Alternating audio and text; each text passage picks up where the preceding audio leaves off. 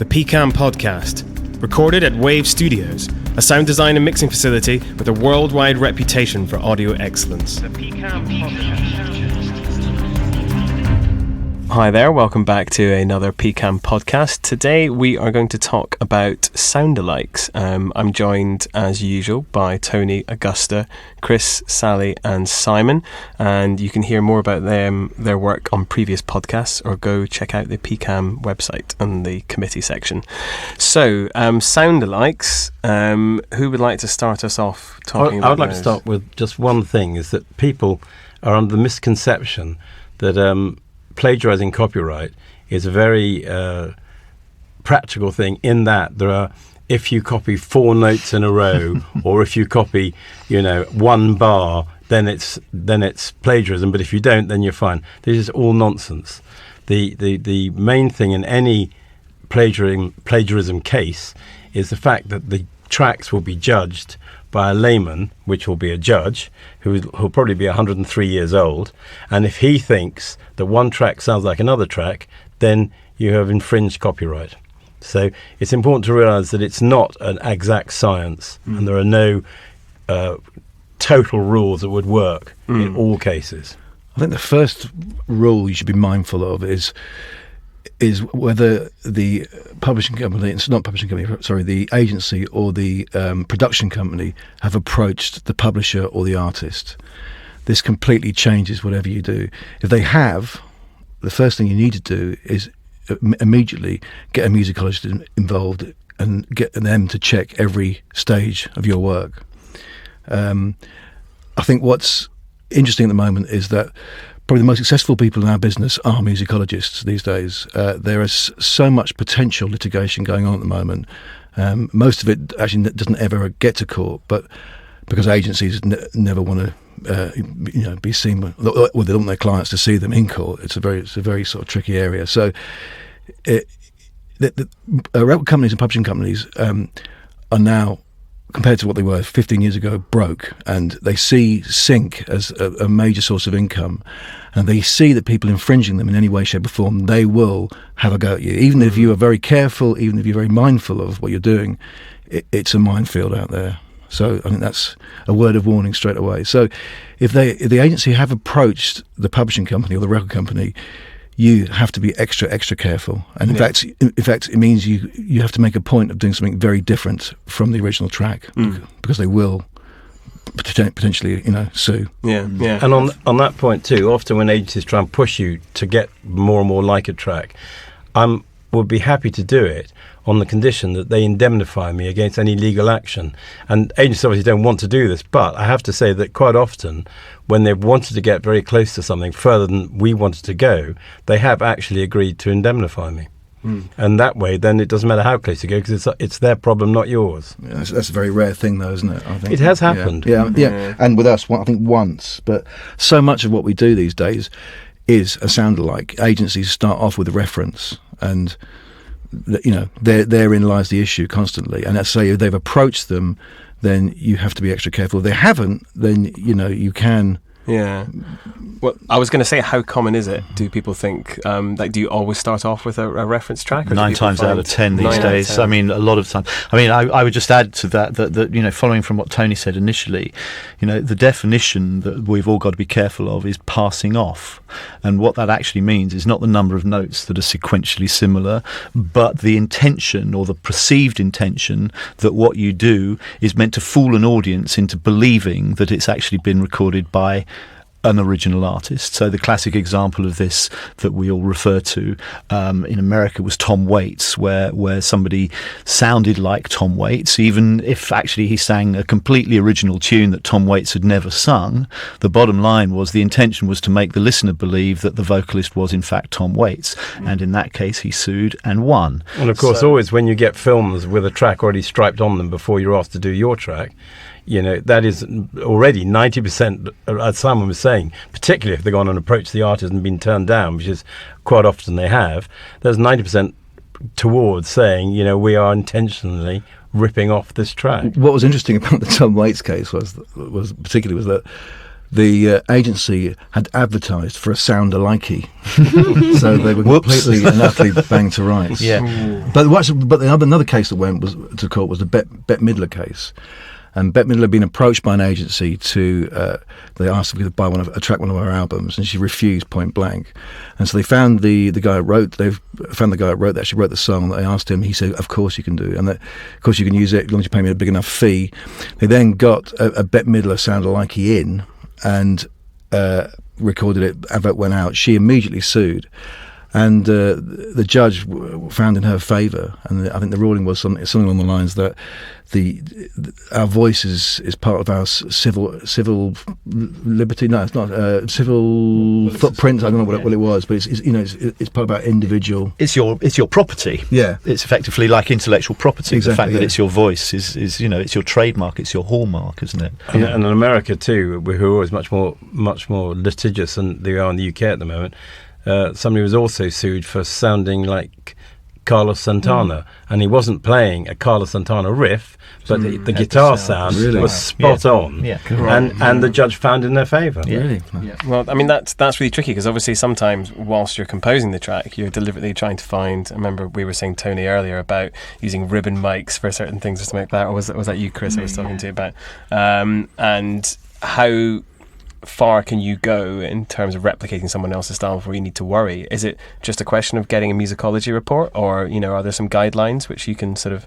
Unfortunately, it's a knowledge of music that does it, really. I mean, realistically, that if you don't know your history of music and you're not deeply immersed in it, it's quite difficult to tell sometimes how close you can get. I mean, the point is that a sound like or style like should always be the next track on the album, so that you can have the same instrumentation, you can have the same sort of arrangements, but as long as you keep off the idea that it is absolutely like anything else, you could probably be okay. But it's quite difficult to know that, and it's a very difficult area. And as Simon was saying, that's why musicologists now are called on so many things, because they then make a informed judgment as to what a judge would or would not think about this. Also, it's important to say that, tactically speaking, one of the good things, if you hire a musicologist because you're in doubt and going to areas that you feel dodgy about, the good thing about hiring the musicologist, it means the other side can't hire him. So you've got in there first. It also means that you've been diligent. You've made every attempt not to copy that track or infringe that track in any way. And I think if a judge sees that you've done that, you've been honourable, in your intention, then I think you're going to be a lot better off. I must say, I do think it's a fairly sad indictment of the perception of music in TV commercials that this is even still happening. I mean, I find fewer and fewer agencies are trying to push into this area. I don't know what your experience is. I mean, certainly, well, they don't come to my company for it, maybe just because we're not known for doing it. I always find it very sad that they actually aren't capable of just walking away from a track and saying, okay, we can come up with something that's different and better. Yeah, but there's two reasons for that, really. One, I mean, and whilst we may not approve of them, we have to understand them. One is that, that films are cut by editors in rooms where they want something to cut to, and they're making a sort of stylistic judgment when they put a track on, and tends to be something which makes them look cooler than their clients. So they will tend to put on something very hip that they've cut to. And then, of course, the first time the client the agency sees their film cut into some sort of coherent shape, it's already got a track on it. And inevitably, because it's the first time it's been a coherent shape, they get very excited about it, and they intuitively or instinctively grab the track. Go, that works great with that track. And then they find they can't afford it, but it's still indelibly printed in their mind. So we've got to understand that as much as we might not like that, that's kind of the reason for it. But increasingly I find we will get films where they've got 2 or 3 different tracks they've cut to. And they're quite able to say, what, none of these are actually quite working, but we like the mood of this, or we like, what I mean? Which is a much healthier place to be, and I wish that we could... I wish that was more often the case. And a lot of editors, I think, we had a seminar on editing and advertising, was it about 2 years ago at PCAM? And a lot of the editors said, we know that we're kind of setting you up for a bit of a hard time, and we try and sort of encourage, the client to look at other options and things like that. So quite a lot of the time the editors are sympathetic to this, but at the end of the day it needs to be cut to something, because they are very rhythmic, and they're not going to cut it to a tempo track. It's going to be a piece of music. I mean, also, a couple of years ago in America, a number of editors, I think it was editors, who were actually successfully sued for cutting to tracks because it predetermined, or it basically left the door wide open to a case of passing off, simply from the fact that, a musicologist will say to you something that Tony said. One of the first questions were you played a track when you were briefed? And the truth is that very often we were. So we've got to be very careful. It's a minefield. Yeah. I think it's a lot to do. I mean, a lot of composers aren't going to be affording to pay a musicologist, especially not in a pitch situation where they don't know that they're getting paid, and they might sidestep it in favour of just trying to use their common sense, which is, not ideal, but it will happen.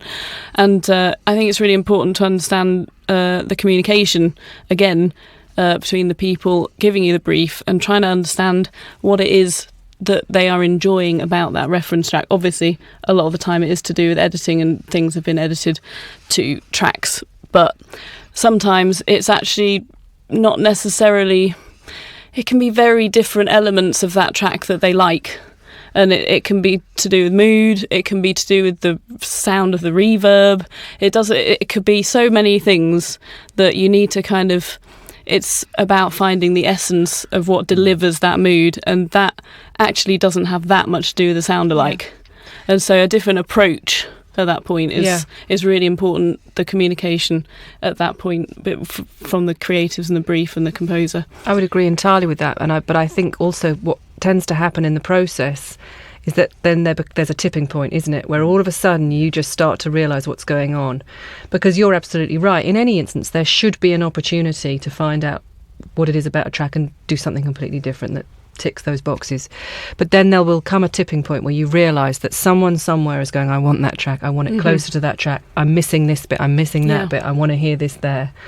And when you get past that point and you're in dodgy territory, I think at that point you are completely within your rights, even if you're still in the demo stage, to say, if this goes on to be a commission, we need a musicologist's report and it's on you.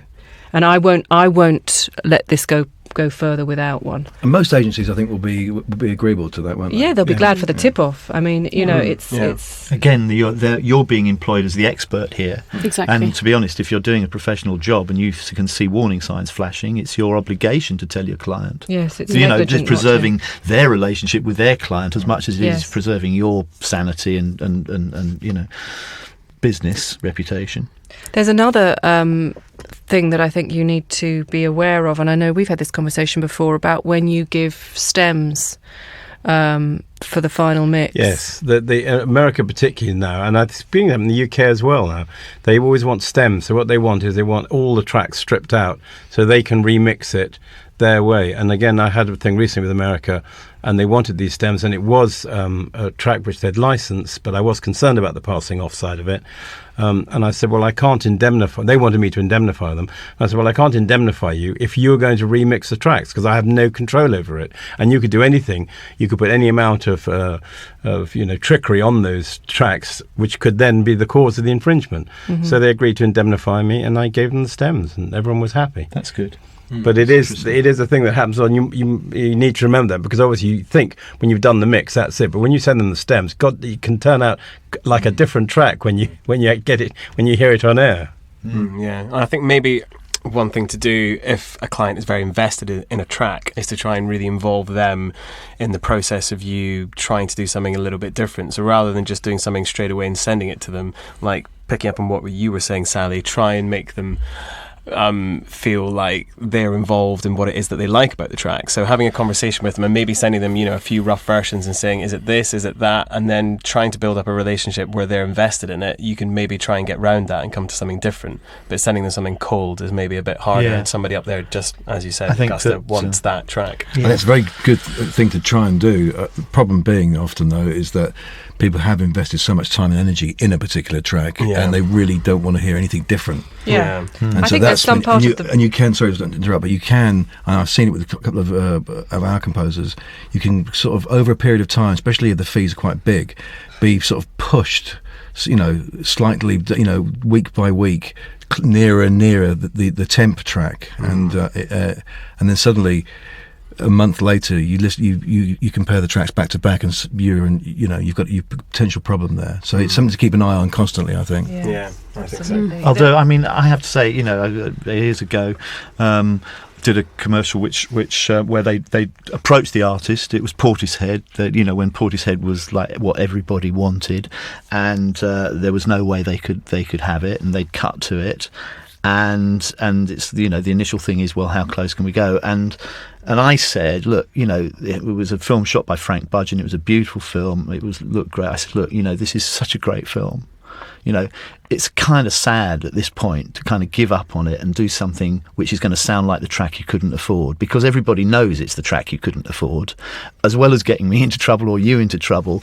Wasn't it much, much better at this point to actually maintain your creative integrity and do something, as I said before, one thing I try and do is move it, as you said, towards a style alike where you think, as I say, I envisage that's the CD on the shelf. What's the CD that sits next to it?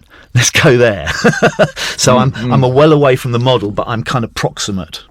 I think also that the big problem is that sometimes the agency are well aware of the issue, but it's the client who's really fallen in love with the track. And I actually believe, and I'd be quite interested to have a brain surgeon or an expert tell me, I'm sure there's a part of the brain that once it's heard something a certain number of times, it literally just switches off when it hears something else. Oh yeah, I mean, they call it the demo effect, don't they? When bands listen to their demos, when it thinks stuff it stops out of tune, and they go like, oh no, I like that version better, even though it's out of tune, because they're just used to hearing it in a certain way. So there's definitely a psychological thing there. Yeah. And often too, I've found that when they've arrived at that situation where they've got so close and you're very worried and they're very worried, they actually just go out and get the money from the client and buy the track they wanted in the first. It will magically appear, the funds. And that does happen. That again happens a hell of a lot of times. It does. You sit there frustratedly thinking, why have we been through all this? Yeah. This is very true. So I think we're coming to the end of our allotted time. So does anyone have any final thoughts?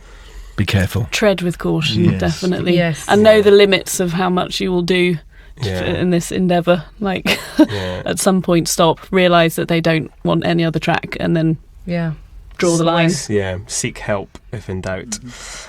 So thanks for listening to another PCAM podcast.